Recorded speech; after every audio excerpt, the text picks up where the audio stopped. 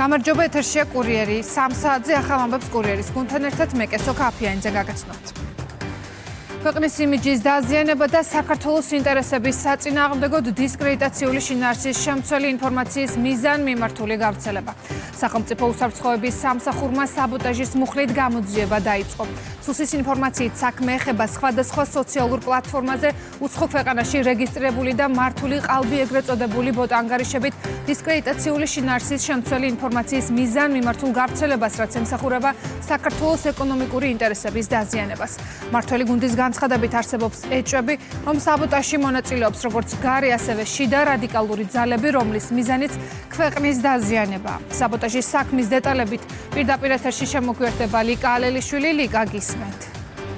დიახ, კესო, საბოტაჟის საქმესთან დაკავშირებით დღეს შეფასებები გაკეთდა მართულ გუნდშიც. ქართულ ოცნებაში აცხადებენ, რომ მათ თავადაც ნახეს, როგორ დაიწყო დეზინფორმაციული კამპანია საქართველოს იმიჯის შესალახად. ყალბი აკაუნტებით იწერება სხვადასხვა პოსტი, ვრცელდება ამბავი. ამასთან დაკავშირებით კი უკვე მოგვიანებით ქართული ოცნების წევრების განცხადებით ოპოზიციური პოლიტიკური პარტიების წარმომადგენლები აკეთებენ განცხადებებს და ასე ვრცელდება მიზანმიმართულად მათი შეფასებით დეზინფორმაცია, როგორც საქართველოში, ასევე საერთაშორისო მასშტაბით. რაც შეეხება თუ რას უკავშირდება და რას ისახავს მიზნად მსგავსი დეზინფორმაციული კამპანია. ქართულ ოცნებაში აცხადებენ, რომ ეს კამპანია მიზნად ისახავს საქართველოს იმიჯის დაზიანებას, ეროვნული ინტერესების წინააღმდეგ ბრძოლას და განსაკუთრებით ამ ყველაფრით ცდილობენ, რომ საქართველოს ეკონომიკური ინტერესები დაზიანდეს. ჩვენ ხედავთ გასული თვეების განმავლობაში რაღაც გაცხოველებულ, მომატებულ ძალისხმევას საქართველოს გაშავებაზე. რომ თითქოს საქართველოში ქართველები ვართ ველურები, ბარბაროსები, ჭამთ ბავშვებს, არ ვინდობთ არავის, აქ მოსვლა, ჩამოსვლა, დასვენება, ფულის დახარჯვა, რა თქმა უნდა, მშვიდობიანად ამ პროცესის გაგრძელება არის ყოველად შეუძლებელი. ამასთან ერთვის ზოგიერთი ვაი პოლიტიკოსის განცხადებები ქართველებთან დაკავშირებით, მთელი მიზანი სწორედ ხო ეს არის ძალიან მარტივია მისი იდენტიფიცირება, მით უმეტეს ხდება კონკრეტული ყალბი აკაუნტებიდან ამის დაინიცირება, წახალისება, გამრავალფეროვნება და მე ამას აყვებიან ხოლმე ერთხმაში ჩვენი ვაი პოლიტიკოსები. მიზანი არის მარტივი, მაქსიმალურად დაზიანდეს ქვეყანა.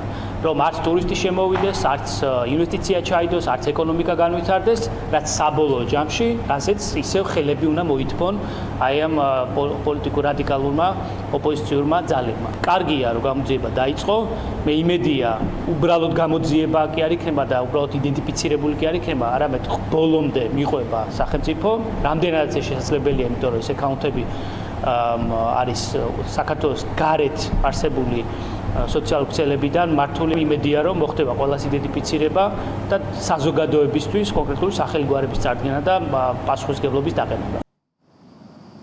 საბოტაჟის საქმესთან დაკავშირებით განცხადებები გაკეთდა ოპოზიციაშიც, აზიანებს თუ არა მიზანმიმართული აგორებული დეზინფორმაციული კამპანია საქართველოს ეკონომიკურ ინტერესებს.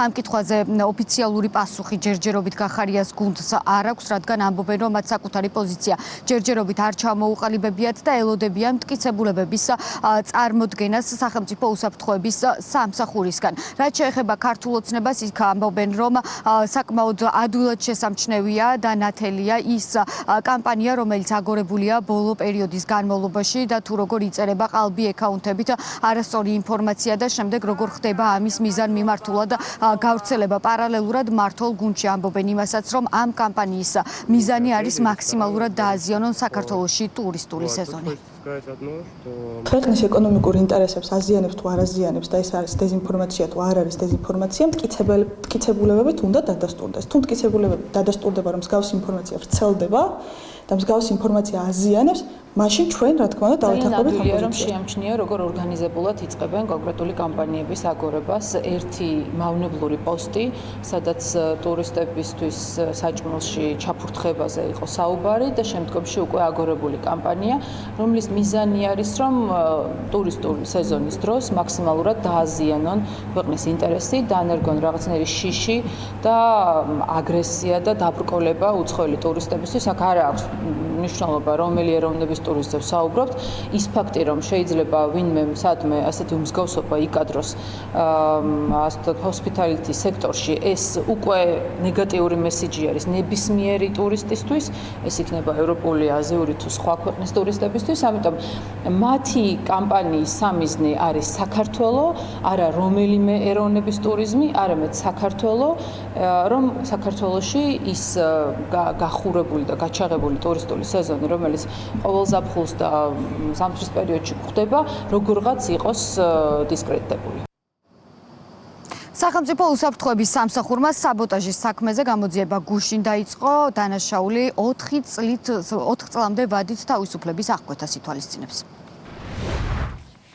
მადლობა ლიკა, პირდაპირ ეთერში საუბრობდა ლიკა ალელიშვილი. სახელმწიფო უსაფრთხოების სამსახურის განმარტებით გამოძიების ფარგლებში მიმდინარეობს კანონით გათვალისწინებული ოპერატიული და სამძებრო ღონისძიებები, რათა დადგინდეს დეზინფორმაციული კამპანიის ორგანიზატორები, მონაწილეები, დაფინანსების შესაძლო წყაროები და ინფორმაციის გავრცელების მექანიზმები. უწყების განცხადებით სოციალურ ქსელში დაწყებული კამპანიის მიზანია დეზინფორმაციით შეიქმნას ყალბი აღქმა, რომ თითქოს საქართველოში ჩამოსული ტურისტებისთვის არასასურველი გარემოა. Очередной скандал у нас был. Მორიგი სკანდალია საქართველოში. ერთმა ბიჭმა გავრცელა ინფორმაცია Instagram-ზე იმის შესახებ, თუ როგორ მოისაქმნა ხინკლის ფარში, რომელიც რუსი ტურისტებისთვის იყო განკუთვნილი. მან ეს დადო სოციალურ ქსელში, სადაც ყველა იცინის. უერთდებიან სასტუმროსა და რესტორნების თანამშრომლები და ამბობენ, რომ მსგავსი ცუდი რამ რუსებისთვის მათაც გაუკეთებიათ. მინდა ვთქვა, რომ როდესაც მსგავს რამეს აკეთებ, შეურაცხყოფას არა რუსებს, არამედ ჩვენს ეროვნულ კერძს აყენებ. თუ ეს პოლიტიკური შეხედულებით არის ნაკარნახევი, ამ შემთხვევაში სისულელია, რადგან ნებისმიერ პოლიტიკაში დგას ხალხის დაყოფა. მიზანია, რომ ერთმანეთს დავუპირისპირდეთ და როგორც ვხედავ, მათ ეს კარგად გამოსდით. როცა რაჭის ხეობებში გიდად მუშაობდი, ჩემი შემცვლელი მიყვებოდა, რომ ერთხელ გაურკვეველი წარმომავლობის უკრაინელები თუ რუსები ამბროლაურში წაიყვანა. ისინი რამდენიმე წუთით გვერდით გავიდნენ თავსაბურავების საყიდლად. მან კი ისინი სადღაც ტყეში დატოვა და წავიდა. ალბი აკაუნტები შექმნეს და იქ წერენო თითქოს აბინძურებენ საჭმელს თუ რუსი ტურისტი რესტორანში შევიდა. მე როდესაც ამოწმებენ ამას აღმოჩნდება, რომ ესეთი ადამიანი ბუნებაში არ არსებობს. ესეთი ადამიანები ბუნებაში არ არსებობენ. შესაბამისად, ვერც ვერაფერს დააბინძურებდნენ.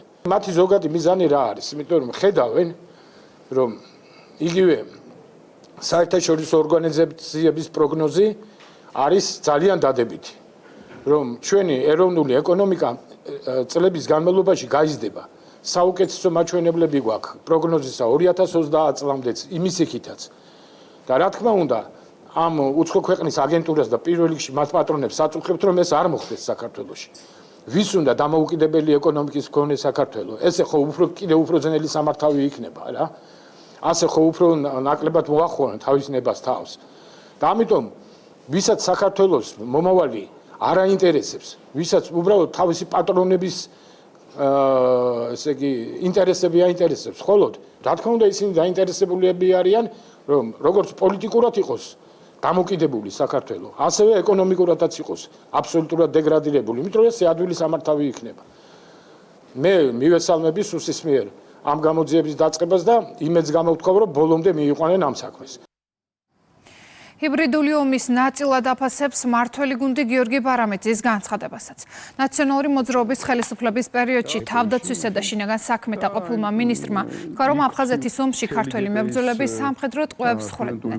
ამნებლური, პროვოკაციული და ანტისახელმწიფოებრივი ასეთია ვეტერანების და სამხედრო ექსპერტების შეფასება, რომლებიც გიორგი ბარამიძის განცხადებებს ტყუილს უწოდებენ და მისგან ბოდიშის მოხდას ითხოვენ. თემის დეტალებით პირდაპირ ეთერში შემოგვიერთდება ლელა ჯავახიშვილი. ლელა, გისმენთ. არავითარი წამოწდენა, ეს არის მიზანმიმართული მავნებლობა. ასეთია ვეტერანების პოზიცია თავდაცვის ყოფილი მინისტრის განცხადებაზე, რომელიც აფხაზეთის ომის მოვლენებს ეხება და ქართველი სამხედროების დისკრედიტაციად ფასდება. რაში დასჭირდა გია ბარამიძეს სახელმწიფოს წინააღმდეგ მიმართული ამ მასშტაბის ცილისწამების გავრცელება, ფაქტების გაყალბება და ისტორიის გადაწერა. ისინი, ვინც უშუალოდ მონაწილეობდნენ 92-13 წლებში მიმდინარე საბრძოლო მოქმედებებსა და ტყვეთა გაცვლის პროცესში და რაც მოძრაობა მოძრაობის ლიდერთან უშუალო შეხებაც ჰქონიათ, ამბობენ, რომ მისგან გასაკვირი არ არის.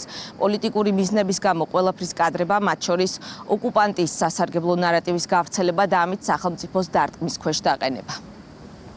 მისგან არ მიკვირს, იმიტომ რომ ის ყოველთვის მიდრეკილი იყო მკვლელებთან და სადისტებთან, დღესაც იქ იმყოფება მეგობრობას.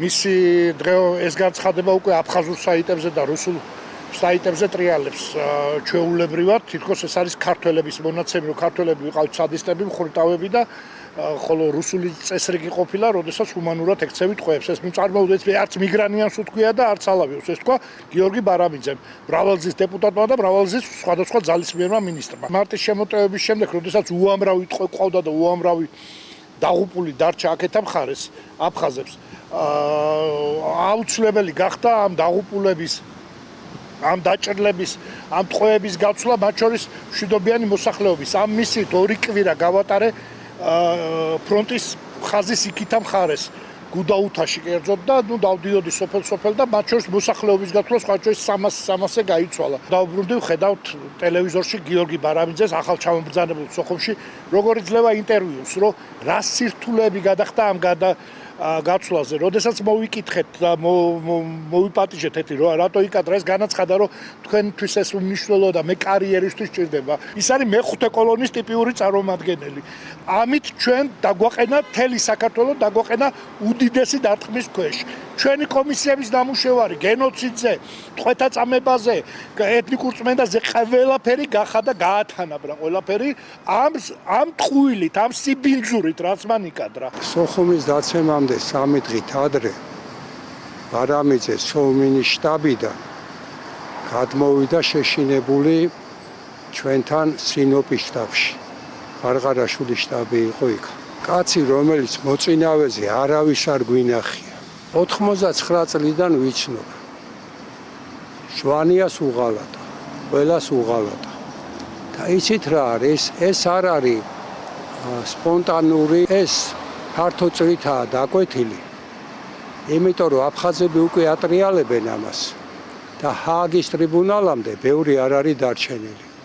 ჰააგის ტრიბუნალი ჩვენ პირველ რიგში ვეტერანებს, მერე სახელმწიფოს განჯის ომის კანონის, ანუ ჰუმანიტარული კანონის დარღვევის გამო. ტყვეზე ძალადობაც კი არ შეიძლება, არათუ დახრედა. შარტავადა ეს 30 კაცი. შუაგზაზე გააჩერეს, ჩამოიყვანეს, აწამეს და მერე დახვრიტეს. ვინ აფხაზებში იყო რუსული დისციპლინა? უნდა წავიდეს სამუდამოში საერთოდ საქართველოდან. ძალიან დიდი სიცრუეა და ბარამიძე არის ნაძირალი. ეს მალე რო ყოფილიყო არ უნდა ეთქვა. ყოფილი მებრძოლი არ არსებობს. ჩვენ ვემსახურებით საქართველოს ბოლომდე. კოორდინირებული კამპანიის და ჰიბრიდული ომის ნაწილად აღიქვამს ბარამიძის განცხადებას მართველი პარტია. უმრავლესობაში მიაჩნიათ, რომ ნაცმოძრაობის ლიდერის ასეთი მამნებლური რიტორიკა აზიანებს არა მხოლოდ ქვეყნის რეპუტაციას, არამედ სახელმწიფოს მიზანს მშვიდობიანი გზით მოხდეს დეოკუპაცია. მავნებლები აგზელებენ მტრულ საქმიანობას, ჯერ იყო და რეზოლუციაზე ხელის მოწერით დააბრალეს ჩვენ სამხედროებს ომის დაწყება და ომის დანაშაულების ჩადენა. ახლა კი მათი რუპორი ბარამიძე იგივეს აგზელებს უკვე აფხაზეთის ომთან მიმართებაში და ატყუებს საზოგადოებას იმას, რასაც იგი საუბრობს, ამ სიბინძურეებს და ეს რა თქმა უნდა არ იქნება მისი მხრიდან რაღაცა წამოწდენა, ესეც დაგეგმილი რაღაცა მორიგი საბოტაჟის მცდელობა იქნება მათი მხრიდან და უნდათ რომ დაანახონ მთელ სოფლიოს თითქოს ქართველები ამგვარი მეთოდებით ვიბრძვით, რომ დისკრედიტაცია მოახდინოს ჩვენი ჯარისკაცების და ზოგადად აფხაზეთთან მიმართებით ნებისმიერი სახის საკითხი უფრო დაუმძიმოს საქართველოს. ჩვენ რა თქმა უნდა დასაბრუნებელი გვაქვს ჩვენი ტერიტორიები, ჩვენ რა თქმა უნდა შემოსარიგებელი ყავს ჩვენი ძმები და დები აფხაზებს და ოსებს გულისხმობ და რა თქმა უნდა ასეთი ტიპის განცხადებები ამ ყველაფერს მათი გადმოსახედიდან რა გათვლაც არის გაკეთებული ართულებს. ეს არის რა თქმა უნდა სამარცხვინო, არ ვიცი, ამას უკვე ქვეყნის ღალატიც აღარ ქვია, ამას ქვია აბსოლუტურად ყველაფრისგან დაცლილი დაჯგუფების ქმედებები. ეს პროცესი არის კარგად დაგეგმილი და ისინი აპირებენ ამ პროცესის კიდევ უფრო ჩაშლას და შესაბამისად რა თქმა უნდა ეს ყველაფერი პასუხგაუცემელი არ უნდა დარჩეს. რა პასუხი აქვს ომის ვეტერანებთან თავად? გია ბარამიძე ჩვენ სატელეფონო ზარებს არ პასუხობს, თუმცა ის საკუთარ ნათქვამს არ უარყოფს. მას შემდეგ მოუხდა დამატებითი განცხადების გავრცელება სოციალურ ქსელში, რაც გადაცემაში მისმა საჯარო ამ განცხადებამ საზოგადოების უმრავლესობის აღშფოთება გამოიწვია. მადლობა ლელა, პირდაპირ ეთერში თქვენ უსმენთ ლელა ჯავახიშვილს. განცხადება, რომელიც პოლიტიკოსებისა და ექსპერტების მხრიდან პროვოკაციულად შეფასდა გია ბარამიძემ, იეგო ხვიჩიასთან პოდკასტში გააკეთა. სააკაშვილის მთავრობის ყოფილმა მაღალჩინოსანმა აფხაზეთში მიმდინარე საომარი მოქმედებების დროს ტყვეების დახვრეტაზე ისაუბრა. აღარ გააძლევდნენ ისინი ტყვეებს და ჩვენ ტყვეები არ ყავდა. ჩვენებს ტყვეები არ აყავდათ. ხრეტდნენ. ჩვენები. ანუ იმის რატომ იყო ეს აუცილებელი? აუცილებელი არ იყო აბსოლუტურად, რა თქმა უნდა, მაგრამ როცა ადამიანს ბიძაშვილს მოგიკლავენ, მას მოგიკლავენ, მეგობარს მოგიკლავენ, ხო? იქ ემოციის შეკავება ძალიან ძნელია და ეხლა მე ისე კი არ ვამბობ, ვინც ხრეტდა ეხლა. იქით ამ ხედანაც ხო იგივე ხდებოდა? იქ დისციპლინა იყო. იქ. იქ იყო, იმიტომ იქ იყო რუსული დისციპლინა. და ისინი იყვანდნენ ტყვეებს. გაცილებით მეც და იქიდან მოგწონებოდა, კაი, მე 10-ს მოგცემ, რა, შენ ერთი ხო უნდა მომცე. ეს არის უმძიმესი განცხადება, რაც კი მე არ შეიძლება ბოლო 2 წლის განმავლობაში მომისმენია, რომელმაც დააზიანა ყველა ჩვენი მებრძოლის ავტორიტეტი და ღირსება, ვინც 92-93 წლებში იცავდა საქართველოს ტერიტორიულ მთლიანობას. სამხედრო დავალებას ვასრულებდი მე როგორც ერთიანი პრეს-ცენტრის წარმომადგენელი და არ ვიცი საიდან მოიტანა მან ეს ამას ზენი ცილისწამება, რომ ქართველი ჯარისკაცები ტყვეებს ხრეტენ და ტყვეები არ აყავდათ. რაც თავარია და რაც გამაოგნებელია, თურმე არსებობს რუსული დისციპლინა, რომელთაც აფხაზები ოპერირებდნენ და აყავდათ ტყვეები. თურმე ქართველები ხრეტდნენ და ისინი ანგელოზები ყოფილან და ამ განცხადებას სეპარატისტები გამოიყენებენ როგორც ძლიერ ნიფტკიცებას საქართველოს წინააღმდეგ. ეს არ არის შემთხვევითი წამოწდენა. ეს არ არის სასარგებლო იდიოტის ნათქვამი სიტყვაც კი. ის უნდა დაიკითხოს შესაბამის ორგანოებში. თუ ვინ ხრედდა და რა ფაქტობრივი მტკიცებულება აქვს მას ამის შესახებ. თქვენ წარმოიდგინეთ, ახლა არსებობს ჩვენი წარმომადგენელი, რომელიც ყოველდღიურად ლამის გადადის აფხაზეთში და ეძებს დაღუპულთა ნეშტებს და წარმოიდგინეთ, რას ეტყვიან მას აფხაზები აი ამის განცხადების შემდეგ. ჰიბრიდულ ომსა და დეზინფორმაციულ კამპანიებზე წერს დეპუტატი რატი იონათამიშვილიც. მისი თქმით, უცხოეთიდან დაფინანსებული მედიებით არაერთხელ გაჟღერდა დეზინფორმაცია, რომ თითქოს საქართველოში მუდმივად ხდება მკვლელობები და კრიმინოგენური უკონტროლო სიტუაცია. იონათამიშვილი წერს, რომ სინამდვილეში ყველაფერი პირიქითაა. დეპუტატი აქვეყნებს სტატისტიკურ მონაცემებს, რომლითაც დასტურდება, რომ ქვეყანაში უმძიმესი დანაშაული მინიმუმამდეა დაყვანილი, ხოლო გახსნის მაჩვენებელი 100%-ს უტოლდება. ქართული საზოგადოება კარგად ხედავს, რომ ბოლო პერიოდში განსაკუთრებით არის გამძაფრებული გარედან დაფინანსებული ჰიბრიდული ომი საქართველოს წინააღმდეგ, რაც სხვადასხვა პროპაგანდისტული მეთოდებით იმართება. დავალებებს კი ადგილზე პასპორტით ქართველი, არსით და რაობით კი უსამშობლო აგენტურა, ეგრეთ წოდებული ოპოზიცია ასრულებს. მათი მთავარი ამოცანა საქართველოში სიტუაციის არევა, ეკონომიკის დანგრევა, ქვეყნის გაღატაკება და საბოლოოდ საქართველოს ომში ჩართვა. გარედან მართულ ამ საშიშ პროცესებს აქვს კიდევ ერთი მიზანი, საზოგადოება დააზაფრონ, დააშინონ, მუდმივად ნეგატიური ამბებით დაამძიმონ ფონი, რათა შემდგომ მარტივად მოახდინონ манипуляცია ხალხზე. ცხადია, ამ ყველაფერს გონიერი ქართველი ხალხი არ წამოეგება, მაგრამ ის ფაქტი, რომ გარედან მართული ფსევდომედია დღეს სწორედ ამ დავალებას ასრულებს, ცალსახაა. ალბათ ბოლო პერიოდში ბევრჯერ ხსმენიათ უცხოეთიდან დაფინანსებული მედიით, რომ თითქოს საქართველოში მუდმივად მკვლელობები ხდება და კრიმინოგენური სიტუაცია უკონტროლოა. სინამდვილეში ყველაფერი პირიქითაა, ის ხალხი, ვინც დღეს კრიმინალზე პროპაგანდირებს, რეალურად წარმოადგენს წინა ხელისუფლებას, რომლის დროსაც მართლაც რომ კატასტროფული სიტუაცია იყო. ქვემოთ მოცემული ბანერი ასახავს მკვლელობების სტატისტიკას და კარგად ჩანს, რომ დღეს საქართველოში ეს უმძიმესი დანაშაული მინიმუმამდეა დაყვანილი, ხოლო გახსნის მაჩვენებელი პრაქტიკულად 100%-ს უტოლდება. ამ დროს ნათმოძრაობის მმართველობის პირობებში წელიწადში საშუალოდ სტატისტიკის მიხედვით ყოველ დღე კლავდნენ ადამიანებს, ხოლო გახსნის მაჩვენებელი იყო მსოფლიოში ერთ-ერთი ყველაზე დაბალი. აი ეს ხალხი პროპაგანდირებს დღეს კრიმინალური სიტუაციით. ამ დროს კი საქართველო 2026 წელს მსოფლიოში ერთ-ერთი ყველაზე უსაფრთხო ქვეყანაა. ნაციონალურ მოძრაობაში მესამე დღეა დაბნეულობა. ყოფილ სახელმწიფო პარტიაში ერთიან პოზიციაზე ვერ ყალიბდებიან. ნაწილი ისევ უპასუხოდ ტოვებს შეკითხვას, რატომ გახდა რუსეთი ომის დამნაშავე უკრაინაში საომარი მოქმედებების დროს და არა აგვისტოს ომის შემდეგ. მეორე ნაწილი კი რუსეთთან ლოიალურ დამოკიდებულებას ევროპას აბრალებს. მართველი გუნდისთვის ეს არის კიდევ ერთი დასტური, რომ ოპოზიცია ვალდებულია გარედაკვეთით დავალებების სრულყოფილად შეასრულოს. ნაციონალური მოძრაობის მიერ საკუთარი სახელმწიფოსა და ხალხის წინაშე ჩადენილი დანაშაულის შედეგებზე პრემიერ-მინისტრმა ვრცელი წერილი და ანალიზი 2 დღის წინ გამოაქვეყნა. ირაკლი კობახიძე სვამს არაერთ კითხვას.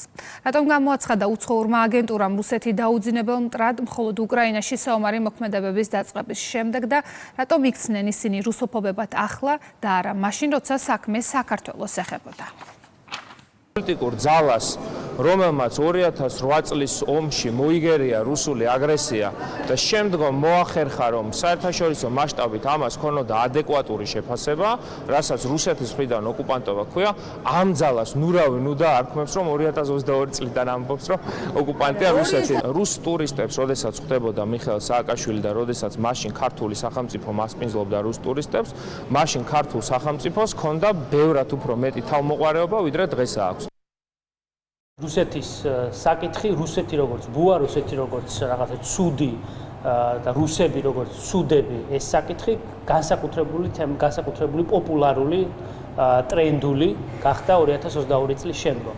და აი ამ ზღვის ტალღის ქიმზე სცადა ნაციონალურ მოძრაობამ მოქცევა და გაგრძელება ის მათი დაწყებული არ არის, რა თქმა უნდა, დიდი ხნის დაწყებული არის ზოგადად ეს თემა, მაგრამ აი განსაკუთრებული პოპულარობა ამ თემამ მოიტანა გახდა 2022 წლის შემდგომ. და აი ამ ტენდენციას მიყვებიან. სინამდვილეში თავადაც მათ პრაქტიკაც ამას აჩვენებს, წლების პრაქტიკა, რას აკეთებდნენ 2008 წლის ომის შემდგომ, რა გადაწყვეტილებები მიიღეს, რა ნაბიჯები გადადგეს იმისთვის, რომ რაღაც ფიანდაზები დაეგოთ რუსებისთვის და რუსეთისთვის და სწორედ ამიტომ აი ეს როცა ხედავ მოსახოვნებას, ძალიან მკაფიოდ ჩანს, რომ ეს არის ჩვეულებრივი ხელოვნურად დაწეული საკითხი, რომ გააშაონ საქართველოს ხელისუფლება. სტრასბურგის საქმეები, ჰააგის საქმეები, რაღაც ისე მიგვაჩნია დღეს თითქოს ციდან დაგვეცა ან ჰააგაში საქმეები რუსეთის წინააღმდეგ მოგებული, ან სტრასბურგში რუსეთის წინააღმდეგ მოგებული საქმეები და რუსეთი როგორც ოკუპანტის საერთაშორისო სამართლებრივად გამყარებული ტერმინი. თითქოს გავიღვიძეთ და დაგხვდა, გამოვაკეთ და მაცივარში დაგხვდა ეს რაღაცა დესერტად. ეს იყო წლების განმავლობაში, სწორედაც ქართული ოცნების ხელისუფლების პირობებში, წლების განმავლობაში მიმდინარე წარმოებული სამართლებრივი ბრძოლა რუსეთის წინააღმდეგ. ზაზა შათირიშვილი ვრცელ წერილს აქვეყნებს, რომელშიც ნათქვამია, რომ რამდენიმე დღის წინ საქართველოს პრემიერ-მინისტრმა ერთ საგულისხმო საკითხზე გაამახვილა ყურადღება და საზოგადოების მსჯელობის საგნად აქცია კითხვა, რომელიც თავად პრემიერ-მინისტრმაც შესანიშნავად იცის, რომ რიტორიკულია. შათირიშვილი საზოგადოებას ახსენებს, რომ 2008 წლის ომის შემდეგ ჰილარი კლინტონმა და სერგეი ლავროვმა ჟენევაში გადატვირთვის წითელ ღილაკს დააჭირეს ხელი, რითაც მთელ მსოფლიოს ამცნეს, რომ ამერიკის შეერთებული შტატები და რუსეთი ურთიერთობების გაუმჯობესებისთვის მზად იყვნენ. თავად განსაჯეთ, მას შემდეგ, რაც რუსეთმა დამოუკიდებელი სახელმწიფოს ტერიტორიების ოკუპაცია მოახდინა და საერთაშორისო სამართლის წესების დარღვევით აღნიშნული ოკუპირებული ტერიტორიები დამოუკიდებელ სახელმწიფოებად ცნო, მსოფლიო პოლიციელმა ისევე როგორც მთელმა ევროპამ რუსეთს ეს ყველაფერი გაუპრავა, რაც როგორც მოგვიანებით თავად ევროპელები აღნიშნავდნენ, უდიდესი შეცდომა იყო. წერს ზაზა შათირიშვილი. მარტივად რომ თქვათ 2008 წელს რუსეთის მიერ საქართველოს ტერიტორიების ოკუპაციის და მათი დამოუკიდებელ სახელმწიფოებად აღიარების მიუხედავად საერთო ჯამში რუსეთს ფაქტობრივად არაფერი დაკლებია. დაკლებია კი არა, პროცესები ისე განვითარდა, ეს ყველაფერი ლამის ჩვეულებრივ მოვლენად იქნა მიჩნეული. ამიტომაც აშკარაა, რომ გლობალურ ომის პარტიას რუსეთისთვის სულ სხვა პარტია ჰქონდა გამზადებული. ანუ მაშინ ჯერ კიდევ საჭირო იყო ამ სახელმწიფოსთვის ნორმალური სახის შენარჩუნება. დღეს კი უკრაინაში ომის დაწყების შემდეგ სრულიად საპირისპირო სურათს ვხედავთ. რუსეთი ცივილიზებული საზოგადოებისგან ფაქტობრივად სრულადაა მოკვეთილი. ბუნებრივია ამ ყველაფერს ლოგიკური ახსნა აქვს და იმ საერთო გეგმის ერთი დიდი ფრაგმენტია, რისი განხორციელებაც ოლიგარქიული ოჯახების ამოსავალი წერტილია.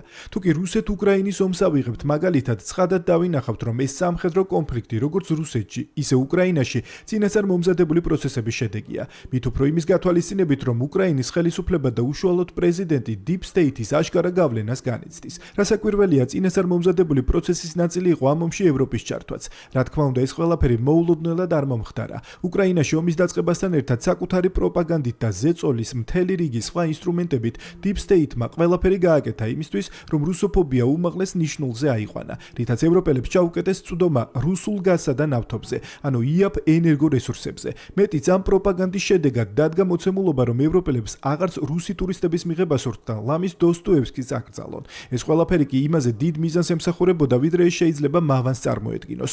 რუსულ იაფ ენერგორესურსებზე წვდომის შეზღუდვით Deep State-მა შეძლო როგორც რუსეთის, ისე ევროპის ეკონომიკის დასუსტება. შესაბამისად, ამ უკანასკნელს სხვა გზას აღარ დაუტოვებენ, გარდა იმისა, რომ პირდაპირ ჩაერთოს ომში. სწორედ აქ უნდა ვეძიოთ პასუხი კითხვაზე, თუ რატომ არ დაიწყო რუსოფობიის წამლეკავი ტალღა 2008 წელს რუსეთის მიერ საქართველოს ტერიტორიების ოკუპაციის შემდეგ და რატომ დაიწყო ის სწორედ ახლა. ფაქტია, რომ ამ დონის ნარატივის გასავრცელებლად და დასამკვიდრებლად Deep State-ისთვის საქართველოში 2008 წელს განვითარებული მოვლენების საკმარისი მასშტაბის არ იყო. ომი რამდენიმე დღეში დასრულდა და არც მისი ექო იყო ისეთი ხმაურიანი, როგორც 2022 წელს უკრაინაში ომის დაწყების შემდეგ, რადგან Deep State-ისვე ძალისხმევით უკრაინაში მიმდინარე სამხედრო კონფლიქტმა მთელი კონტინენტი მოიცვა. ანუ უკრაინის ომის საკმარისი მასშტაბის აღმოჩნდა იმისთვის, რომ რუსოფობია ევროპაში უპრეცედენტო დონეზე ასულიყო და ევროპული სახელმწიფოები რუსეთთან დაპირისპირებაში ეტაპობრივად ჩართულიყვნენ. რასაკვირველია, ვერც ამ წერილში ავუვლით გვერდ საქართველოს ომში ჩართვისა და მეორე ფრონტის გახსნის მცდელობას. როგორც ცნობილია, ქართული ოცნების ერთ-ერთი მაღალი თანამდებობისპირს უცხოელმა ჩინოვნიკმა პირდაპირ განუცხადა, რომ არანაირი პრობლემა არ იყო, თუკი რუსეთთან ახალი სამხედრო კონფლიქტის შემთხვევაში საქართველოს 3 დღეზე მეტხანს ვერ შეძლებდა წინააღმდეგობის გაწევას, რადგან 3 დღის შემდეგ საქართველოს პარტიზანულ ომზე შეეძლო გადასვლა, ხოლო ეგრეთ წოდებული მეგობრები კონსერვებით მოგვამარაგებდნენ. რა თქმა უნდა, ყველამ კარგად ვიცით, რომ 2022 წელს საქართველოში მეორე ფრონტის გახსნის მოთხოვნა Deep State-ის ერთადერთ მიზანს ემსახურებოდა. საქართველო არ უნდა ატარებდეს სუვერენულ პოლიტიკას. შესაბამისად, უნდა დაინგრეს საქართველო, რომელიც არ მოქმედებს არაფორმალური ოლიგარქიული ძალების დავალებით. უნდა დაინგრეს საქართველო, რომელიც ინარჩუნებს სუვერენიტეტს, ეროვნულ ღირებულებებს, ტრადიციებს. უნდა დაინგრეს საქართველო, რომლის ეკონომიკაც წინ მიდის. უნდა დაინგრეს ისე, ან უარესად, როგორც ევროპა ინგრევა დღეს და დაინგრევა ხვალ. არაფორმალური ოლიგარქიული ძალების პოლიტიკა კონფლიქტის გახანგრძლივებისა და მისი მასშტაბების ზრდისკენაა მიმართული, რაც საბოლოოდ მთელი კონტინენტის კატასტროფული ეკონომიკური გამოფიტვით უნდა დასრულდეს. თუკი პროცესები ასე გაგრძელდა, რეგიონში ეკონომიკური კრიზისი გაღრმავდება, მოსახლეობის ცხოვრების დონე დაეცემა და ქვეყნები უმძიმეს სოციალურ მდგომარეობაში აღმოჩნდებიან. საბოლოო ჯამში მივალთ მოცემულობამდე, რაც არის კიდეც არაფორმალური ოლიგარქიული ძალების მთავარი მიზანი, სახელმწიფოებრიობის ეტაპობრივი გაუქმება და მისი კორპორაციული მმართველობით ჩანაცვლება, რისთვისაც როგორც ზემოთ აღვნიშნეთ, ომის გარდა სხვა ბერკეტებსაც აქტიურად იყენებენ. საუბარი მაქვს ისტორიული მეხსიერების, ეროვნული იდენტობისა და ტრადიციული სოციალური ნორმების შესუსტებასა და წაშლაზე. ამ თვალსაზრისით Deep State-ის ერთ-ერთი ყველაზე მძლავრი ინსტრუმენტი მათ მიერ ფართოდ დანერგილი ფსევდოლიბერალური იდეოლოგია და ლგბტ პროპაგანდაა, რომლის მიხედვითაც ადამიანმა არათუ იდენტობა, არამედ სქესიც კი უნდა დაკარგოს. ამ მიდგომით მოქმედება კიდევ უფრო მნიშვნელოვანია ისეთ ტრადიციულ ქვეყნებში, როგორიც საქართველოა, სადაც სამშობლოს ცნება, რელიგია, წარსულის პატივისცემა და ეროვნული იდენტობა მოსახლეობისთვის მთავარი ღირებულებებია. შესაბამისად, მათი განადგურების გარეშე Deep State-ისთვის ფონს გასვლა უბრალოდ შეუძლებელია. ამგვარად, სწორედ ასეთია პასუხი პრემიერ-მინისტრის მთავარ კითხვაზე, რომელიც განმეორდები და კიდევ ერთხელ ვიტყვი, დარწმუნებული ვარ, თავადაც იცის, რომ რიტორიკული იყო. გიგა ავალიანის საქმეზე დაკავებული ორი პირი ბრალის წარდგენას ელოდება. თბილისის პოლიციის დეპარტამენტის თანამშრომლებმა პროკურატურის შუამდგომლობის საფუძველზე მოსამართლის განჩინებით ჯგუფურად ჯანმრთელობის განზრახ მძიმე დაზიანების, წაქეზებისა და განსაკუთრებით მძიმე დანაშაულის შეუტყობინებლობის ფაქტებზე ნია იმნაძე და ანასტასია ბერუაშვილი ღამით აიყვანეს. იმნაძის დაკავების კადრები მისმა ადვოკატმა სოციალურ ქსელში თავად გაავრცელა. იმნაძე შეუძლოდ გახდა ის ღამით კლინიკაში გადაიყვანეს, დღეს დილას კი სამედიცინო დაწესებულებიდან წინასწარი დაკავების იზოლატორში მოათავსეს. ნია იმნაძე მიუხედავად იმისა, რომ ის არის ჩემი შვილის მკვლელის წამქეზებელი და რომ არა ნია იმნაძე დღეს გიგავალიანი ცოცხალი იქნებოდა, ხო, გაუკვირდებათ, მაგრამ მე ნია იმნაძე იქ მართლა ადამიანურად შემეცოდა. ფაქტი უდავოა, ალექსანდრე გაბაშვილი არ იცნობდა გიგა ავალიანს და არ ყავდა არც ერთი საერთო ნაცნობი ნია იმნაძის გარდა. ბერუაშვილმა იცოდა, რომ გიგაზე აპირებდნენ თავდასხმას, მან გამოაცილა გიორგი რიკაძე სამივეჯერ, როცა რიკაძე მოდიოდა გიგავალიანთან ჩასაფრებაში და იმ ღამესვე ვიდრე ექიმები გაიგებდნენ რომ გიგას სიცოცხლის შეუთავსებელი ტრავმა ჰქონდა, იცოდა ანასტასია ბერვაშვილმა. გადაეცემა საქმის მასალები და ნახავენ რომ მტკიცებულებები არის საკმაოდ უხვი, ნოყიერი. დიახ, სწორედ განადგურებული მტკიცებულებების გასუფთავებული, გაკრიალებული ტელეფონის გაახლებას დასჭირდა ამდენი დრო, მეტასთან ურთიერთობას დასჭირდა ამდენი დრო, ფარული მოსასმენების განფარვას და შემდეგ ექსპერტიზას დასჭირდა ამდენი დრო. პროკურატურის მუშა გუნდმა თავდაუზოგავად, გამომძიებლების მუშა გუნდმა თავდაუზოგავად ჩემთან ერთად იბრძოლა. გიგავალიანის მკვლელობის საქმეზე კიდევ ორი პირის დაკავება გააპროტესტეს ნაციონალური მოძრაობის წევრებმა და ოპოზიციის მხარდამჭერებმა. ნანუკა ჟორჟოლიანი სოციალურ ქსელში წერს, რომ ერთია გამწარებული დედის ფიქრები, ინფორმაცია, ეჭვები, მაგრამ მეორეა მტკიცებულებები, რითაც ხელმძღვანელობს პროკურატურა არასრულწლოვანი მოზარდების დაკავების დროს. ნანუკა ჟორჟოლიანს კომენტარებშივე უპასუხა გიგავალიანის დედამ. თქვენთვის დადგება დრო და თქვენი დღევანდელი პოსტაობა საკუთარ თავთან შეგარცხვენთ, ეს არის დანაშაულის ტოლფასი შეცდომა, რომლის გამოსწორებაც შეუძლებელია. დაწერა ეკა კუპატაძემ.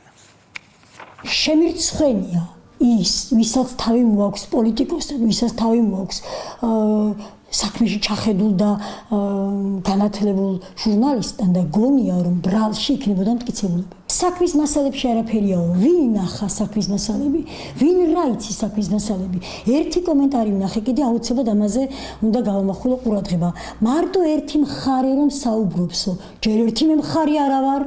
მე ვარ სტატისტურად მოკულული გიგავალიანის უდანაშაულო ბიჭის დედა, ლექსიკონი გაწმინდონ და ისე ელაპარაკო. ვერავინ, ვერანაირ ბენეფიტს ვერ მიიღებს გიგავალიანის მკვლელობის საქმიდან. იცით რატომ? იმიტომ რომ გიგავალიანის სიცოცხლე ჩემია და მე არ ვხედი. თუ კი ვინმეს გონია რომ მკვლელებზე თავზე ხელის გადასმით ქვეყანას სწორელსებზე დადგამს, დააყენებს, ძალიან შემცდარა. ნიკა მელიას სასამართლოს უპატივცემულობის ფაქტზე დამნაშავეცნეს. მოსამართლის გადაწყვეტილებით მელიას 1 წლით და 6 თვით თავისუფლების აღკვეთა მიესაჯა, თუმცა აღნიშნულმა სასჯელმა ნიკა მელიასთვის გამოტანილი წინა განაჩენის თანთქა და ის საპატიმროს კვლავ 2026 წლის დეკემბერში დატოვებს. ნიკა მელიას სასამართლოს უპატივცემულობას, კერძოდ კი ადმინისტრაციულ საქმეთა კოლეგიის მოსამართლისთვის თორნიკე ქოჩქიანისთვის სიტყვიერი შეურაცხყოფის მიყენებას ედავებოდნენ. სასჯელის ათვლა ამ წელიწადს 6 თვე დაეწყება 2025 წლის 20 ივნისიდან, რაც ნიშნავს, რომ ფაქტობრივად მას თავისუფლების აღკვეთის სახით სასჯელი არ დაემატა და იგი საპატიმროს დატოვებს 2026 წლის 20 დეკემბერს. პროცესის ბრალდების მხარე მიუთითა, რომ ითხოვდა სასამართლოსგან სამართლიან სასჯელს, შესაბამისად დასაბუთების ნაწილში კონკრეტულად თუ რას დააყრნა მოსამართლემ გადაწყვეტილება და სამართლიანი სასჯელი თუ რატომ ჩათვალა რომ იქნებოდა ეს, როდესაც განაჩენს ჩავიბარებთ, ამის შემდგომ უკვე უშუალოდ დეტალურად გავეცნობით და ამის შემდგომ მივიღებთ გადაწყვეტილებას, გავასაჩივროთ თუ არა მოსამართლის აღნიშნული გადაწყვეტილება. სუსის ანტიკორუფციულმა სააგენტომ კომერციული მოსყიდვისა და ყალბი ოფიციალური დოკუმენტის დამზადების ფაქტზე საქართველოს 3 მოქალაქე დააკავა. გამოძიების მიხედვით ბრალდებულები მარნეულში მდებარე ტექნიკური ინსპექტირების ცენტრის შპს-ტექ 2017-ის თანამშრომლის მეშვეობით მართ საწინააღმდეგო მატერიალური სარგებლის მიღების მიზნით სისტემატურად ახორციელებდნენ ტექნიკურად გაუმართავი ავტომობილების პერიოდული ინსპექტირების დადებითი შედეგით გაფორმებას, მიუხედავად იმისა, რომ აღნიშნული სატრანსპორტო საშუალებები კანონით დადგენილ მოთხოვნებს არ აკმაყოფილებდა. სანაცვლოდ კი ბრალდებულები მოქალაქეებისგან სისტემატურად იღებდნენ თანხას. დანაშაული 6 წლამდე ვადით თავისუფლების აღკვეთას ითვალისწინებს. ორი ბაგრეს გაარუარგა წინა და ჩეკი უმცეს. დანარჩენი ყველაფერი კაი მდგომარეობაშია, სონატაა. სონატაა და ავიდეს და მე საკები რა. ხოლე ხო? ხო, დღეს აბა რა ვიცი, სპორტი რიგია და ხო წავიდეს. ხოლე კაი. და მირეკე რა დიდი. Всё, გავატარე. ხო და ფული რა ვქნა, ჩავრიცხო თუ მოვიტანო? არ მოვიდა. ბიჭო მოვკდი გონი ძმა ვაგე კაროჩი დილას უნდა წახვიდე მე რა ვიცი კაი კაროჩი გავიქეცი მე მაგად მეჩქარება 200 ლარი და წავედი კაროჩი თბილისში ნარკოდანაშაულის ბრალდებით 3 პირი დააკავეს, მათ შორის ერთი უცხო ქვეყნის მოქალაქეა. სამართალდამცველებმა მოსამართლის განჩინების საფუძველზე ერთ-ერთი ბრალდებულისგან, რომელიც უცხო ქვეყნის მოქალაქეა, რამდენჯერმე განახორციელეს ნარკოტიკული საშუალების საკონტროლო შესყიდვა და აღნიშნული შესყიდვის ფარული აუდიო და ვიდეო ჩაწერა. მითქიცებად ამოღებულია სარეალიზაციოდ გამზადებული ალფა-პვპ და მარიხუანა. დანაშაული 20 წლამდე ან უვადო თავისუფლების აღკვეთას ითვალისწინებს.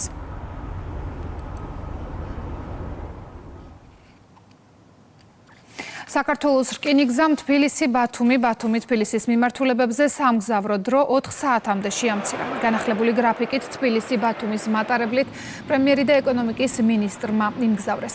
რკინიგზაში განმარტავენ, რომ გზავრობის დროის შემცირება შესაძლებელი გახდა ინფრასტრუქტურის სრული გაჯანსაღებით, სიჩქარეების მატებითა და ცენტრალურ მაგისტრალზე მოძრავი შემადგენლობებისთვის განკუთვნილი შეზღუდვების მოხსნით. პარალელურად რეაბილიტაცია ჩაუტარდა სამგზავრო სადგურებსაც. დღეიდან უკვე რეისები იქნება 4 საათში. ეს საკმაოდ მნიშვნელოვანი გაუმჯობესება. ჩვენ ბოლო პერიოდის განმავლობაში მნიშვნელოვანი კაპიტალური სამუშაოები ჩავატარეთ ლიანდაგზე და ინფრასტრუქტურაზე, რომელმაც საშუალება მოგვცა, რომ სიჩქარეები გარკვეულ მონაკვეთებში გაგვეზარდა. ჩვენ ვაგრძელებთ სამუშაოებს, ასევე გეგმაში გვაქვს, რომ მომავალ წელს კიდევ მნიშვნელოვანი კაპიტალური სამუშაოები ჩავატაროთ. ეხლა მთავარი არის, რომ ჩვენ შევინარჩუნოთ არსებული ინფრასტრუქტურა და გავაუმჯობესოთ კიდევ ერთხელ, რომელიც კიდევ უფრო მოგცემს საშუალებას გარკვეული, ასე ვთქვათ, წუთები შევამციროთ. დრო შევამცირეთ დაახლოებით საათი და 40 წუთით განხორციელდა მასშტაბური და კომპლექსური ინფრასტრუქტურული მოდერნიზაცია ქსელზე. შესაბამისად, შევძელით, რომ ეს დრო შეგვემცირებინა, რაც თავისთავად აისახება როგორც გზავრთნაკადზე, გზავრთნაკადის გაორმაგებაზე, ასევე ტურისტულ მიმართულებებზე და შესაბამისად შევძლებთ, რომ ჩვენს, ასე ვთქვათ, ვიზიტორებს და ასევე ჩვენს თანამოქალაქეებს შევთავაზოთ კომფორტული და უსაფრთხო მგზავრობა თბილისიდან ბათუმის მიმართულებით. გაეროს გლობალური გეოსივრცითი ინფორმაციის მართვის ექსპერტთა კომიტეტის მე-16 სესიის ფარგლებში საქართველოს იუსტიციის მინისტრის მოადგილემ მაღალი დონის ორმხრივი შეხვედრები გამართა. ნიდერლანდების კადასტრის მიწის რეგისტრაციისა და კარტოგრაფიის სააგენტოს წარმომადგენლებთან გამართულ შეხვედრაზე მხარეებმა განიხილეს საქართველოში და ნიდერლანდებში მიმდინარე რეფორმები. განსაკუთრებული ყურადღება გაამახვილეს მიწის ადმინისტრირების და გეოსივრცითი ინფორმაციის მართვის სფეროში ციფრული ტრანსფორმაციის მნიშვნელობაზე. საჯარო რეესტრის ეროვნულმა სააგენტომ 2025 წელს გააფორმა თანამშრომლობის მემორანდუმი შესაბამის უწყებასთან, ჰოლანდიელ კოლეგებთან ერთად არაერთი ინიციატივა წარმატებით განხორციელდა, ვისაუბრეთ სამომავლო ინიციატივებზე, საერთაშორისო გაზიარებაზე იმ რეფორმებისა, რომელიც საჯარო რეესტრის ეროვნული სააგენტოს მიერ ბოლო წლებში წარმატებით განხორციელდა. 2025 წელს ხელმოწერილი ურთიერთგაგების მემორანდუმის ფარგლებში, რომელიც საფუძვლად დაედო ჩვენს თანამშრომლობას, შევთანხმდით, რომ ერთობლივად ვიმუშავებთ სხვადასხვა მიმართულებით, როგორც საერთაშორისო, ისე ეროვნულ დონეზე. გავუზიარებთ გამოცდილებას სხვა ქვეყნებს, მხარს დავუჭერთ ერთმანეთს და ერთად ვუპასუხებთ იმ გამოწვევებს, რომლებიც სწრაფად განვითარება ციფრულ ეპოქას ახლავს. იუსტიციის სახლის თავმჯდომარე მოადგილეებთან ერთად იმერეთის რეგიონში იუსტიციის სახლის ფილიალებს ესტუმრა. ადგილზე გაიცნო სამუშაო პროცესი და თანამშრომლებისგან მოსაზრებებიც მოისმინა. დასკვნითი შეხვედრა ქუთაისის იუსტიციის სახლში გაიმართა. ვახტანგ შვანია მიმდინარე პროექტებზე, დაგეგმილ სიახლეებსა და სამომავლო განვითარების მიმართულებებზე ისაუბრა.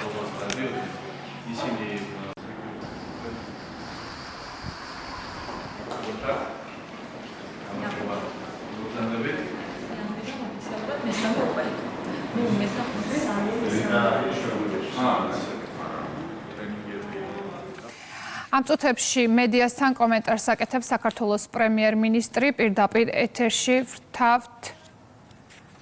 რამდენიმე წუთში შემოგთავაზებთ პრემიერ-მინისტრის განცხადებას. მანამდე კი თელავში ვარდაშვილის ქუჩაზე შენობის დემონტაჟი მოხდება. თელავის მერმა სამხარაულის ექსპერტიზის დასკვნის მიხედვით განაცხადა, რომ თელავის ხევის მიმდებარედ 10 მეტრის ზონაში არსებული ყველა შენობა საფრთხის შემცველია, რადგან 12 ივლისის სტიქიის დროს დაზიანდა ხევის პირას გაშენებული შენობების საძირკველი და ხევის კალაპოტი. აღნიშნული დასკვნის შესახებ ინფორმირებულია ყველა მესაკუთრე და ისინი ამ შენობების სანაცვლოდ მიიღებენ ალტერნატიულ ფარცან კომპენსაციას. მეთანხმები დასკვნას, რა თქმა უნდა, დემონტაჟი ხდება შენობების, თანახმები ვიქნებით კომპენსაციისაც და თანახმავი იქნება ალტერნატიულ ფართზე ქალაქის ცენტრში. კანონი გძალავს, რომ ზედ ნაპირზე იყოს შენობა აშენებული. რაც აი განლაგებულია ხევის პირას 10 მეტრი არ არის დაცული, ყველა შენობის მოხდება დემონტაჟი. შეფასება მოხდება ყველა შენობის არსებობს მაგაზეთ იგივე სამხარაულის ექსპერტიზა აფასებს. გამოიკვეთა რომ უფრო მეც სურდა კომპენსაციის სახით მიეღო და თვითონ მერე მოძებნიდა ალტერნატიულ თავის ფაქტს. კურიერი 3 საათზე ამით დასრულებულია. ჩვენ ერთმანეთს ექვსზე შევხვდებით. მანამდე კი მეტ ინფორმაციისთვის ეწვიეთ ჩვენს ვებგვერდს რუსთავი 2.j-დან და ასკანერეთ QR კოდი და შემოგვერთით რუსთავი 2-ის Facebook WhatsApp.